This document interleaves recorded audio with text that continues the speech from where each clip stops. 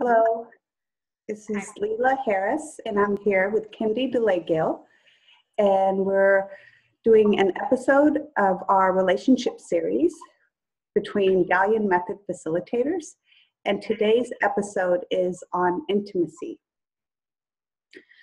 I received a topic request that I'm going to read that out loud, and that's how we're going to kind of start our discussion. So the message I was sent says, I am interested in the norm that says you should be in a romantic relationship, also in the need for space, as well as intimacy and the stuff that relationships can bring up. Yeah. The first part is that the norm of the fact that we're supposed to be in a relationship.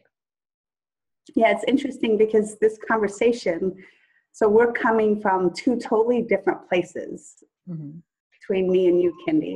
Mm-hmm. I'm in my 40s. I never got married, never had kids. I had some short-term relationships in my life, but long-term relationships, you know, the way you've known it, hasn't been my experience. And you, how old were you when you got married? 23. Yeah, so very different. Yeah, and I've been married. You've been with the same partner, just the one partner your whole life. Yeah. 31 years in this marriage. And I'm going to start with that phrase about it being the norm. Like, for example, when I grew up as a child, it was almost like a hypnotic thing to accept that I was being groomed to become a housewife and to get married. Mm-hmm. Like, culturally, it was just the accepted thing. And I remember having many private thoughts about the fact that I thought I didn't want to get married, but I could never reveal them because it was so alien to even have that thought, the idea that that's not what you really want for yourself. Mm-hmm. And then if you look around yourself, if I look back now in my life, so many things that were in the media or in the library books or in the fantasy fairy tales, they all gave you the impression that this again is the norm, that you have to have a partner, and unless you have a partner, something is missing for you. And so I suppose it isn't until much, much later in my life when I started to look at this more deeply that I began to see that somehow we slip into doing something because it's just the way it is for others around you, not necessarily the fact that it is what is best for you. Mm-hmm. It's very different, right? Yeah. And only last week I was reading something that Osho had said. Osho is a mystic from, he passed in, I think it was 1990, was it when he passed? Yeah. But he's a very famous mystic that has left some very, very profound teachings. And he was talking about how his father wanted him to get married. And so his father also knew that if he asked the question directly, that he might get an answer that wasn't too palatable and he might not like the answer. So he tried to do it indirectly. And so he sent his wife off to go and talk to his son and to ask about, you know, is he ready to get married? And very, very interestingly, what Osho actually said to his mother was that I trust you implicitly, like absolutely and utterly and implicitly. And I think he gave her 2 weeks. I'm not exactly sure how much time frame he gave her. But he said, during this time frame, please evaluate whether you think marriage brings blissfulness, peace, ecstasy, joy to your life, and it adds something to your life that without which you would have been extremely miserable. And if you genuinely come back after this time frame to tell me that all these things, these blissful, ecstatic experiences are going to come out of marriage, then I trust you implicitly and it will be something I will definitely do. But it's in your hands to give me the honest answer in, I think it was 2 weeks. And 2 weeks later, the poor woman, I mean, she's his mother, right? And all she's now looking at is this lifetime of servitude, lifetime of serving the children. I think she had 10 or 11 children. A lifetime of arguments and misery and conflict and unsettled nature. So she couldn't wholeheartedly say to her son, yes, marriage brings you ecstasy. So she said, I actually take the question back. I'm not even going to ask you whether you want to get married, because you've vested so much trust inside me now that I can't be dishonest with you. Mm-hmm. And I only read that story only 2 weeks ago, or a week or so ago. And I find that so relevant to what we're talking about today. Absolutely. That's a beautiful story. And Osho was such a genius at getting to the heart of things. Absolutely. I mean, there's more to that story as to how it carries on with other people, that his dad tries to persuade him to get married, and then eventually they all leave him be for him to decide in his own way that that isn't what he wanted for himself. Yeah, and that comes down to also how people want to interfere, right, in our lives. Yes. And the pressure. Yes. Because it's based on what often they want, or you know, like Osho's mother, not really necessarily feeling all this happiness from her marriage yet, needing to get her son to get married. Just, it's mechanical. It's almost like what you were talking about, the hypnosis, the programming, right. You have to get married. Yes. And that kind of thing. And nobody's stopping back to actually evaluate and ask, okay, in society at large, I am seeing that the norm is that people come together, and the norm is that people are getting married, although in modern times less so, in a lot of the civilized countries, in the westernized countries, I shouldn't say civilized countries. But despite that being the norm around you, nobody looks back and says, okay, the crowd is doing this, mm-hmm. but why are they doing it? And for what reason? And what is the upside of this? Nobody stops to actually go, okay, this is the matrix, but I'd like to understand the matrix. Is it necessarily good for me? Rather than it is the matrix and I'm running in towards it because it's just what everybody else is doing. So, and supposedly that's where my joy lies. Yeah. And I remember I had a sibling. Actually, I had several people over my life ask me about having children and kind of, you know, insinuating that I might regret it or that I'm missing something. And I remember my older sibling saying, you know, once you have children, don't worry, you'll love them. Yeah. Don't, you know, it's amazing. And it's, you know, maybe it was an amazing experience for her, but it's just amazes me to imagine that someone's like, don't worry, just have them. And then things doesn't matter what you think. Yes. And yeah, and I think a little bit is the same for marriage as well. And I know my father, my mother was really free in letting me decide.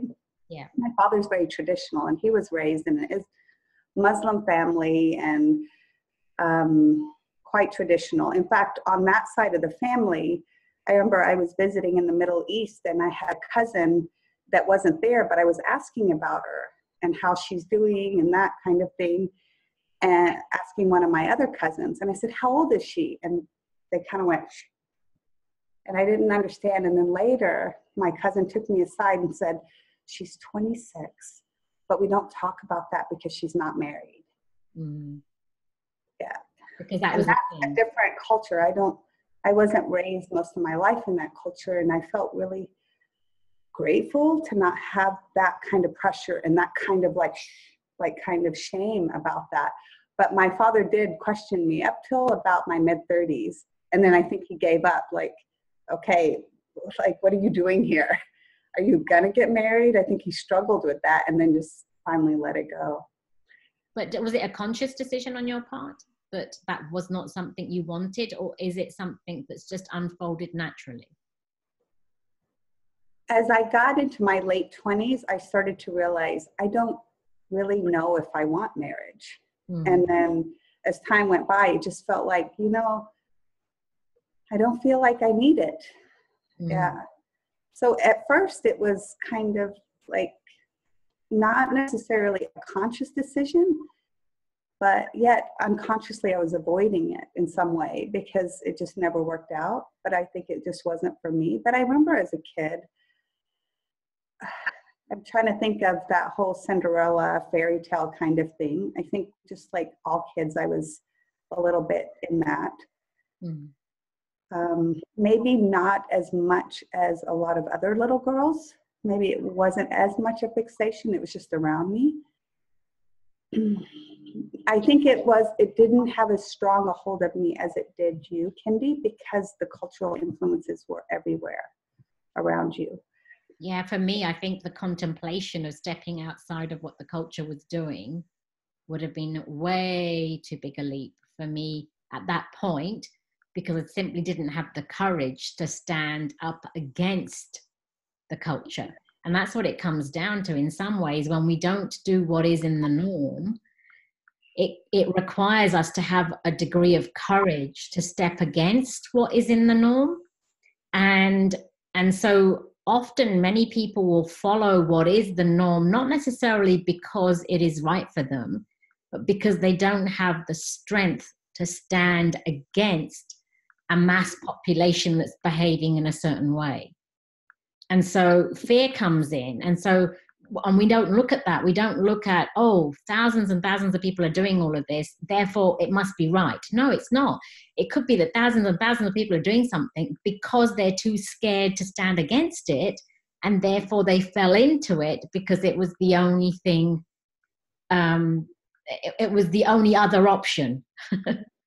So, and that's the pull of the norm. The norm is extremely heavy and it's extremely strong, and it has a gravity of its own that sort of sucks you in like quicksand. And the only thing that helps you to stand outside of it is the ability to have the courage to stand against it. Yeah. So for the person to ask the question, or anybody watching this, anytime we're experiencing that conflict of the pressure, the outer pressure that this is what's wanted and I'm not sure, or sometimes we don't even know because the confusion of the pressure, we don't even have the space to even be able to make a clear decision. But to do that inner work or get the support or whatever is needed, to take that time and take it really seriously that you're in that experience and working through the fears, working through the insecurities, because then the strength can come where it becomes pretty, like for me, it's like not even a question that I don't follow all these social norms, especially even 5 years ago. I mean, I used to go along with a lot of things that now I easily just say no to, or I walk away from, or I don't participate in. And what it does for your life, for your feeling of, I don't know, how would you call it, Kindi, when you're honoring your own truth, and even though it disappoints those around you, what would you call the benefit of that experience for yourself? It's actually a degree, like it's the moment where there's an element of self-respect and an integration that happens inside you, where you just know that at last you're doing what is right for you. And therefore, when you take yourself to bed, or when you sit on the sofa, or when you make another decision after that, you actually feel a subtle sort of joy from inside, just because you are who you are and you acknowledged what was right for you, even if it is something that's against what other people would have wanted. I mean, like last week or the week before, actually probably an element of both weeks, I was going through a phase where there was a lot of vertigo in my life. So I'd wake up in the morning and things would just be spinning around me, and I couldn't concentrate into a computer screen. And when I sat down, I felt very vomity, as if I was going to throw up. Like that nauseousness was there around me all the time. And at the same time, a sense of doom and gloom that sort of like grabbed me, as if this sort of like huge depressive state just took over my physical body. But yet, despite the fact that I was feeling like that, I was supposed to, like the norm is that when the authority has spoken, you're supposed to do what the authority has said. And I have a client that I'm going to be speaking for next week. And they wanted the presentation slides to be given to them on October the 10th. And October 10th came and went, and I was not capable of producing them. And there was this sense of, oh, all of the other speakers will have sent their stuff in. And so the norm is to do what the client is asking you to do. And the client is paying, but here I am incapable of delivering what the client is asking me. So how am I going to deal with that? And I actually did end up just acknowledging, I feel too sick. I'm incapable of producing this work. When I'm ready and my physical state is capable of letting me do so, I'll start preparing them. But until then, I can't push myself or force myself to do something that's not good for me. And I'm 54 years old, and that was a massive decision to get to 54 years old and decide that I had to do what was right for me, even though the norm is that you have to do what the client is asking you to do. And I spoke with the client on Friday. That's yesterday, isn't it? Yeah. I spoke with the client on Friday and explained a little about what had happened and why I wasn't able to do what he had asked for. And he was so receptive and so accepting and so gracious around my inability to do what I needed to do for him, because he had already built in slack in his time frame, and I intuitively had sort of connected with that and knew that there was slack. But it shows you that I could have done something that the norm says should happen to keep him happy, but it would have meant that actually I was going to compromise me. So that brings up another thing about keeping people happy. How's that different than, so we talked about, we're going to probably call this episode intimacy. Mm-hmm. So to keep people happy, and that doesn't create intimacy, does it? So you had this moment of connection with this person because you were honest, instead of trying to please them or trying to meet their expectations. It was kind of more of like speaking from, you know, your authenticity, or maybe you would say from the heart. Yeah. And I think that when people are pressuring us, or when they have the social pressures, or people are pushing our buttons, I know for me, it's been there to push me to find that place in myself and speak up for myself. Yeah.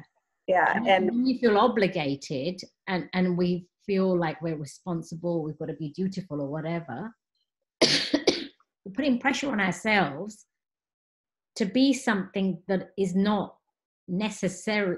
I mean, there are times when what you're being asked to do is actually what you want to do, or when somebody's saying something and it's actually something you want to participate in. Like, for example, today we're creating this video, but 10 minutes before we were scheduled to come together, Rava couldn't come and join us. And so even though these videos are for educational reasons, and the more people that are on these videos, the wider the perspective, still there would be something missing if she had come today to talk when her psyche wasn't ready to or couldn't. Mm-hmm. And so that's the piece that we constantly keep forgetting, is that when we show up, when we're not really willing or wanting to show up, or we can't, then we're bringing a part of ourselves into that conversation that isn't even alive. Like, you're not even all there. So it's like you're bringing something of you into a situation that isn't going to do you any good, or the people around you any good. Like with the idea of intimacy, like I remember as a younger child, I would think, okay, Valentine's Day means my husband has to buy me a card, or Valentine's Day means I have to receive a bunch of flowers, or Valentine's means I'm going to get a nice gift, or I'm going to go out for a nice meal. Like, so then commercially, intimacy has been turned into, you're supposed to receive this, and you're supposed to get that, and you're expecting, and there's an obligation, and you're waiting.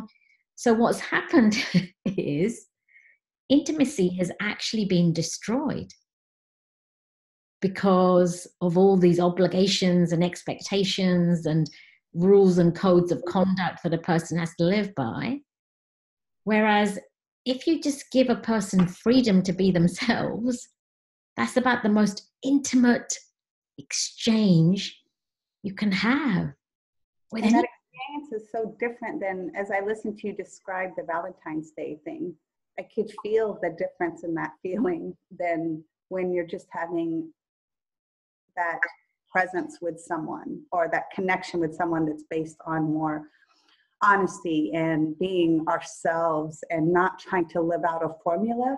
That's right. And I think a lot of intimate relationships are kind of stifled under the pressure of trying to fulfill the fantasy of another person and then expecting them to fulfill our fantasy, where I wonder how many people stay together for years or their whole lives and they never really know each other because that's all they've done.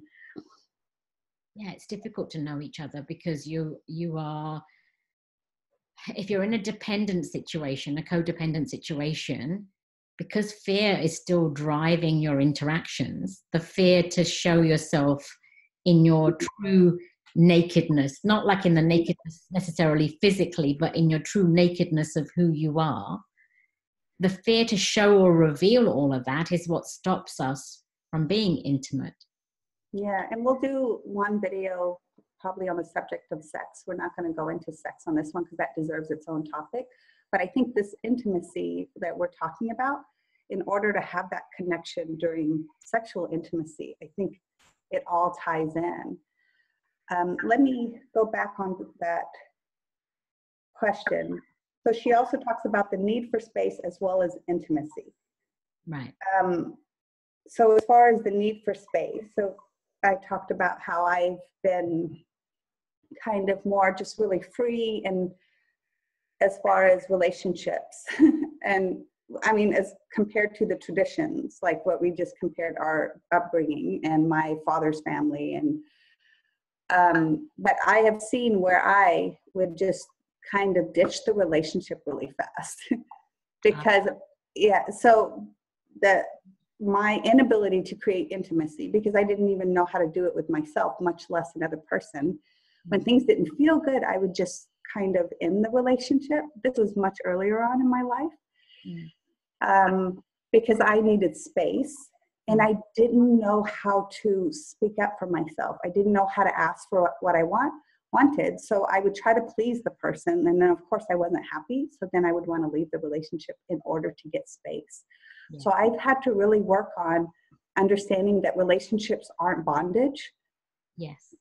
And because I have to take responsibility for, if something doesn't make me happy, I have to have the conversation. And, you know, the hard work, it's like so I wanted to bring that aspect in, that there's the running away from intimacy as well. And of course we deserve space and everyone needs their time alone, but that usually depends on us, like working through something in us in order to find that in the relationship. Yeah, and it also comes back to what you said earlier, that if you didn't know how to be intimate with yourself, then how could you be intimate in a relationship with somebody else? Well, space is similar as well. If we are not capable of being settled in the space that's inside us, like that just sort of nothingness, if we're not capable of being in that space, we're not capable of creating space for anybody else or for ourselves in the external world either. So a lot of the times what happens is that, like for example, take me. I've been in this marriage for a very long time. The early part of my marriage was nothing but need. Like it was just full of need. It was just an obsessive sense of being scared of my own company, being scared to be alone, and therefore needing something to avoid me having to be alone or to avoid me being in my own company. And then that need means that you can't offer the person any space or yourself any space. So if I was away and I or my husband was away, there'd be that thing about like needing him back. So it was constantly about not wanting the space. Mm-hmm. And then as time went on and I started doing this inner work with Madda and with the Dalian Method and learning how these needs are like almost like energetic leakages inside you, plus like a vampire from the person that you're trying to get from all the time. And it's actually, it's so hard to cope with a person who's extremely needy, because you want to slap them and sort of push them on their way, right?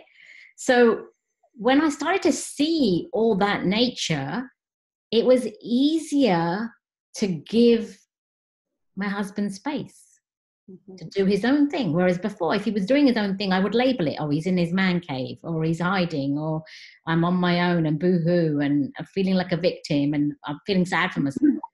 But now it's like giving him space to be free to live his life means that there is space for me to live my life.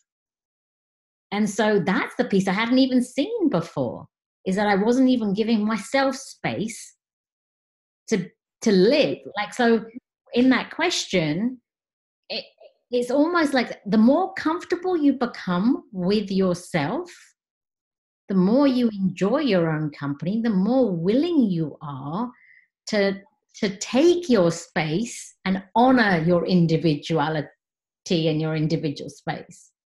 And then you do it for other people too. And because you do it for other people too, then room gets made for them to want to do more for you if they do want to, because there's now space.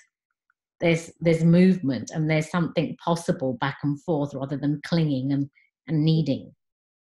But it's not an easy thing to have to see all these things about ourselves, that often we want to be in relationships or we want to be in an intimate setting because we're too scared to be on our own. And we think there's something's missing if we're just with ourselves. Yeah. So how long were you married before you started doing this work and realizing those dynamics inside of you? I've been married 21-ish years, 20-ish years. And prior to doing this work, my solution would have been very fixed. Like, it was a very head-based solution. A little bit like how you just mentioned earlier. So if something wasn't working, you would let the relationship go and run, right? So if something wasn't working in the relationship for me, what I would say, I'd come up with a rule.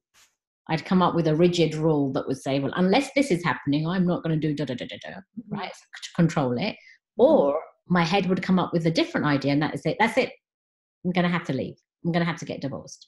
I'm going to have to get out. Because they were the only solutions that the mind can come up with. It'll either control something with a rule, or it will say, I need to get out.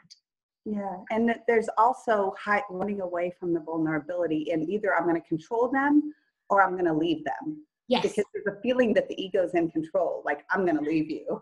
Yeah. And because there's something going on inside, there's a pain inside, and we don't want to feel it. You don't want to feel it.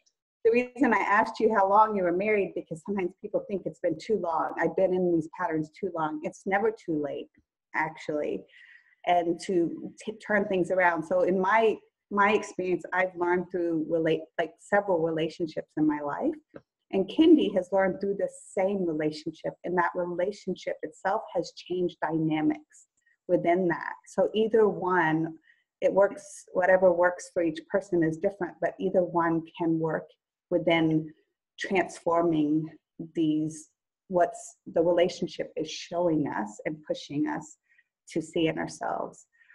And also to see that what we deem to be unfixable cannot be cured. The only answer is to walk away. And we label things as, this is a bad human being, and we don't work together, and I have to shut the door on you, like all those type of things. I actually listened to my first session with Madda 2 days ago, because I'm preparing for this presentation. I wanted a benchmark of I wanted to know my starting point and where I've got to now, so that I could get a better sense of some of the audience that will be there, because they'll be in a similar space to my starting point. So I listened to my very first session, which was the 10th of October, 2008. And at the end of that session, Mara says to me, she goes, "Your marriage is not doing too well." And which was probably an understatement in the way that she said it, right? And she says, "I just want you to know that there is room. I just want you to know that you will manage." That's what she said. "Because there's an openness in you to grow, and there is an openness in him to grow too. And you will manage, because mutual respect and understanding can flow if you use this marriage now as a tool for personal development." And I am now 10 years on in that same marriage. And I'm shocked at the level of peace that resides in it, the quality of the intimate conversations that go on in terms of the honesty of what's revealed from me, or the honesty that's revealed from him, the space that we offer each other, the freedom that we have to live our lives whilst we cohabit. It's almost like fairy dust got thrown on us. Because how was that possible for a marriage that wasn't doing so well 10 years ago? Mm-hmm. And it just goes to show us the power of what it is that we're supposed to learn in our human interactions. So having said everything that we said about the fact that, you know, it takes courage to stand against the norm, and it takes courage to not do what society is doing in general, all relationships are there to teach us something about ourselves. Yeah. So it doesn't have to be in the form of a marriage and or otherwise. And it doesn't have to be that you have to avoid marriage. But any human being that is in your life is going to reveal something for us about ourselves that is going to benefit us in our own growth, if we're willing to put the attention back the other way. So as long as we're willing to go, okay, what is this relationship or the interaction teaching me about me? Yeah. So I'm not an advocate for saying let's avoid marriage, because if I'd avoided marriage, I really wouldn't be where I am right now. Yeah, and I just want to say, because we're getting to the end, so also because of the transformational aspect of relationships and people, and also being alone, because I've been kind of forced to spend a lot of time single and being alone. It just hasn't worked, and it was because for me, I have an aspect of myself that really wants to pour myself into relationships.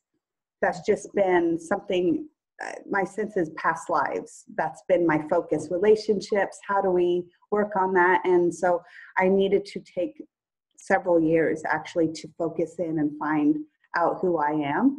So I've been pushed to kind of be alone in that sense. So for people who feel like you can't seem to have a relationship or it doesn't work out, also like looking at those problems that we talked about, but also that maybe you're not meant to be hooked to a partner.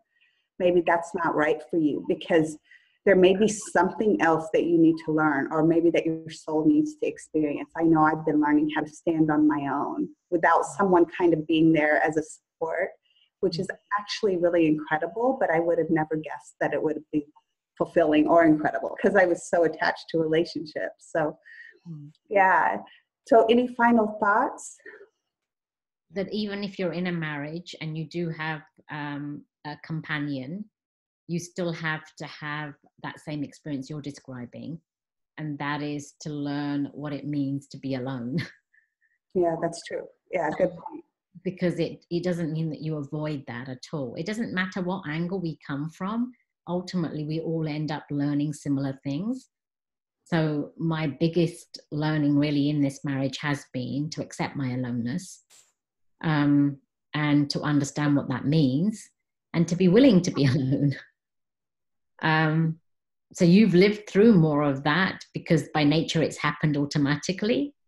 Yeah, but I'm bad at it. I'm still working at connecting to my aloneness and accepting it, because there's so many ways to avoid it as well. But yeah. And I've avoided it too by being in the relationship. You know, it's a fear that still has to be overcome by all of us, literally. Yeah, married or not. Great, we'll end it there. Thank you. Thanks, Kindi. Bye, everybody.